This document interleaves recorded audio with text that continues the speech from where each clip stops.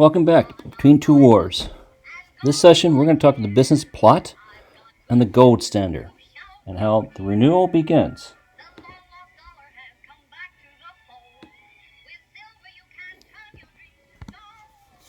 One of the figures we talk about this evening, or rather this session, we begin with Major General Smedley Butler. A lot of people have forgotten about him. But he's a very significant person in this part of our history, and we'll discuss more about him.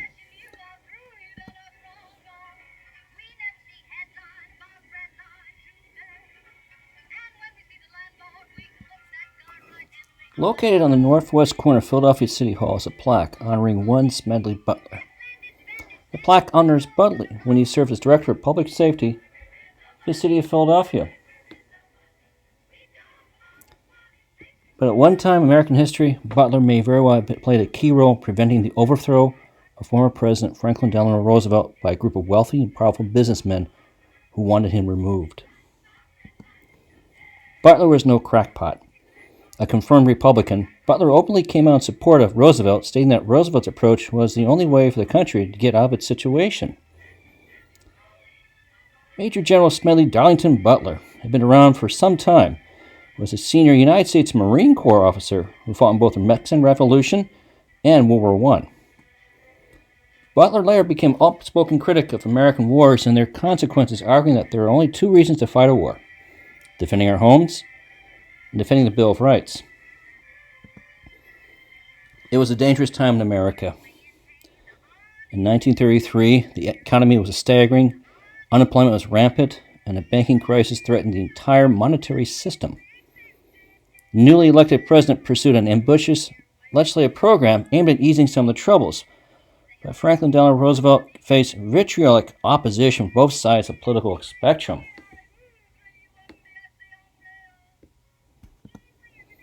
Learning from Milwaukee socialists, Roosevelt needed money to get things rolling. Thus, he adopted a radical economic approach, Keynesian economics. Developed by John Maynard Keynes, the idea was simple: use government spending to kickstart the economy. Not everyone agreed with Roosevelt's approach, however, to dealing with the economic growing social collapse that was known as the Great Depression. In fact, some even worked toward actively removing Roosevelt from office. In the same year that Roosevelt was elected, in 1933, the business plot was a political conspiracy.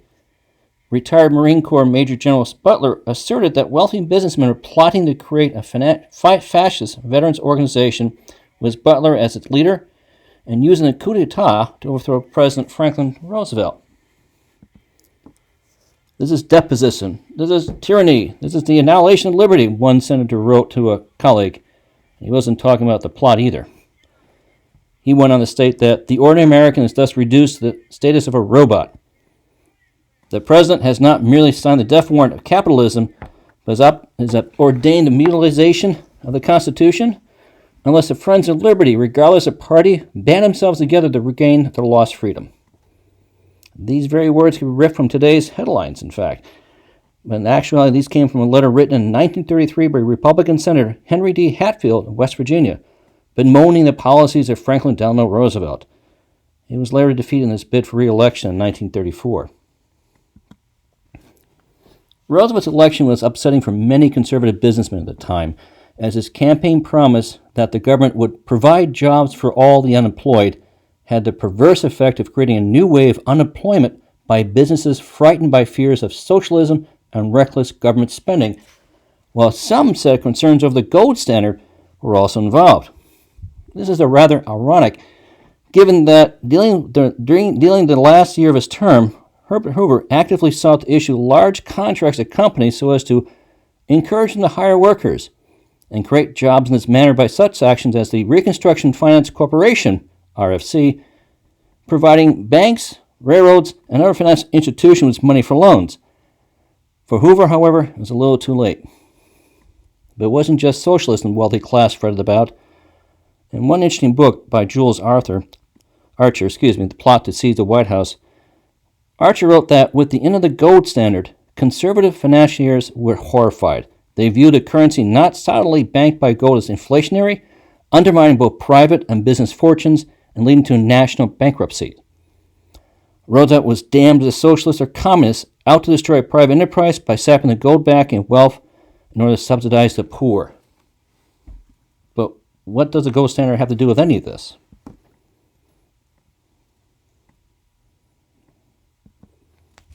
Well, Roosevelt pushed for the elimination of the gold standard and signed it on June 5, 1933, as a major shift in American policy. Now, on June 5, 1933, the United States went out the gold standard, a monetary system in which currency is backed by gold, when Congress enacted a joint resolution nullifying the right of creditors to demand payments in gold. You see, the United States had been on the gold standard since 1879, except for embargo on gold exports during World War I, but bank failures during the Great Depression in the 1930s frightened the public into hoarding gold, making the policy untenable. Soon after taking office in March 1933, Roosevelt declared a nationwide bank moratorium in order to prevent a run on the banks by consumers lacking confidence in the economy. He also forbade banks to pay out gold or to export it. You see, the old American currency was, the dollar was worth $1 in gold, and it was your right then to give your bank $1 and demand some gold in return. Now, according to Keynesian economic theory, one of the best ways to stave off an economic downturn is to inflate the money supply. Increasing the amount of gold held by the Federal Reserve would in turn increase its power to inflate the money supply. Facing similar pressures, Britain had already dropped the gold standard in 1931, and Roosevelt had taken note as well. In 1934, the government price of gold was increased to $35 per ounce, effectively increasing the gold on the Federal Reserve's balance sheets by a whopping 69%. This increase in assets allowed the Federal Reserve to further inflate the money supply, thus enabling funding for the WPA, the CCC, and a multitude of other programs which Roosevelt wanted to enact to turn the economy around. In other words, Roosevelt raised the value of the dollar, in a sense, and increased government assets at a stroke, enabling Roosevelt to go forward with some of the programs he had in mind that he learned while visiting Milwaukee. And although for banks it appeared to be drastic, the initial results were promising. Already, stocks started to climb. But it still did not endure Roosevelt to money classes and banks. Their hostility towards social programs was rabid. In regards to the attempted coup, a congressional committee began examining evidence on November 20th, 1934. On November 24th, the committee released a statement detailing testimony it had heard about the plot and its preliminary findings. On February 15, 1935, the committee submitted its final report to the House of Representatives.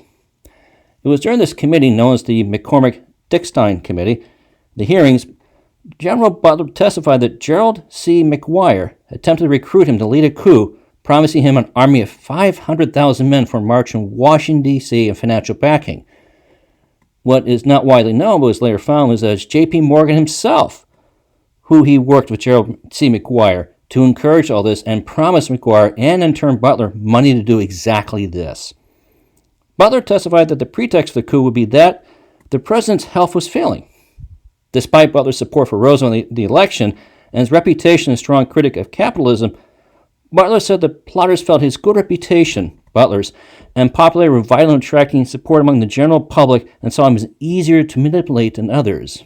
Well, given a successful coup, Butler said that the plan for him was to have held near absolute power in the newly created position of Secretary of General Affairs, while Roosevelt would have assumed a mere figurehead role.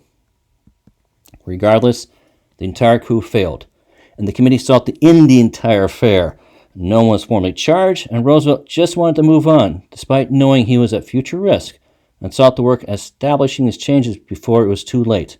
Thus, Roosevelt continued his efforts unabated, rolling out a series of key legislative acts enabling the WPA, among others, to come into being.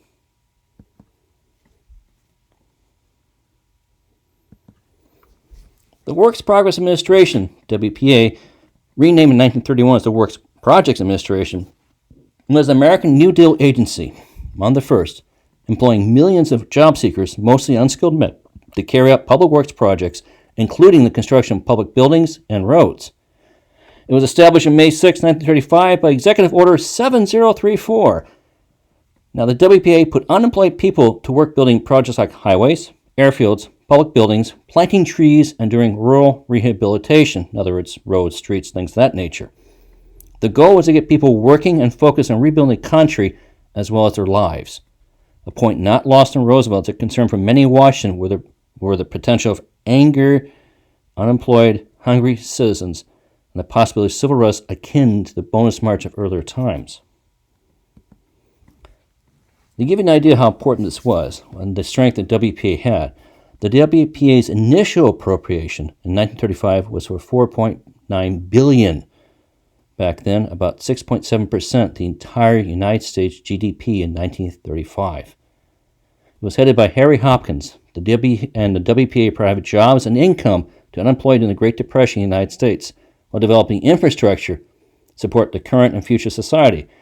It was in part Roosevelt and his staff's vision that by creating things, not just to give jobs, it also established infrastructure such as bridges, piping, sewer lines, water lines, roads, streets that would last well past their time in service. Above all, the WPA hired workers and craftsmen who were mainly employed in building streets. Thus, under the leadership of the WPA, more than 600,000 miles of streets and over 10,000 bridges were built, in addition to many airports and much housing, many of which are still standing to this day. In and around the same time, another notable program, the CCCs, the Civilian Conservation Corps, was established.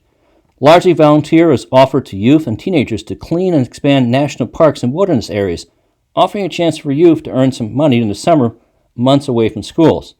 And for some youth from, say, urban areas, Chicago, New York, Los Angeles, it's one of their first exposures to get away from home to see the country and how big it was and some of the things it had to offer. Now, the Civilian Conservation Corps was a voluntary public work relief program that operated from 1933 to 1942, when World War II was well on its way, in the United States for unemployed, unmarried men. Originally for young men ages to 18 to 25, it was eventually expanded in ages to 17 to 28. The gentleman who first ran the program, Robert Fechner, was the first director of the agency and was later succeeded by James McEntee following Fechner's death. In the meantime, the CCC was a major part of Franklin Roosevelt's New Deal that provided manual labor jobs related to the conservation and development of natural resources in rural lands owned by federal, state, and local governments.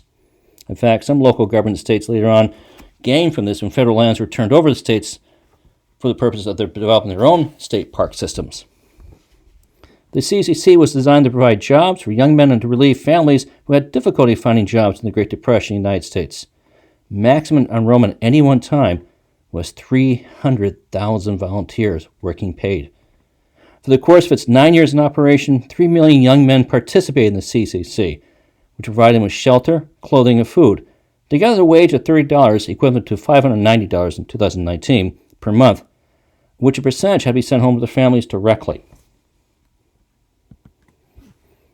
And bear in mind, there were numerous other programs enacted at this time. Some of the more notable ones include Federal Housing Administration, Homeowners Loan Corporations, Public Works Administration, Social Security Act, and, of course, the Tennessee Valley Authority. Come the 1936 presidential election in the midst of the Great Depression, the incumbent, Franklin Roosevelt, defeated Republican Governor Al Landon of Kansas. Republicans hoped to defeat Roosevelt, being that the economy is still bad and not working, and they saw in Roosevelt a weak candidate.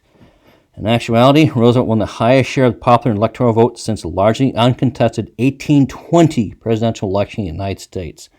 The sweeping victory consolidated a New Deal coalition in Congress between the House and the Senate and controlled the fifth-party system. Landon carried 2 states, Roosevelt 46. Roosevelt gained even more seats in both houses, and clearly Roosevelt efforts were catching on with the public eye. But now it's still early, but still things were developing on the horizon abroad. Some social disruptions continued, some disturbing, others becoming more downright deadly. And meantime, across the oceans around the world, a new dark wave is rising, one that promises to bring more challenges to both Roosevelt and the United States. Stay tuned for next time. We'll see more about this.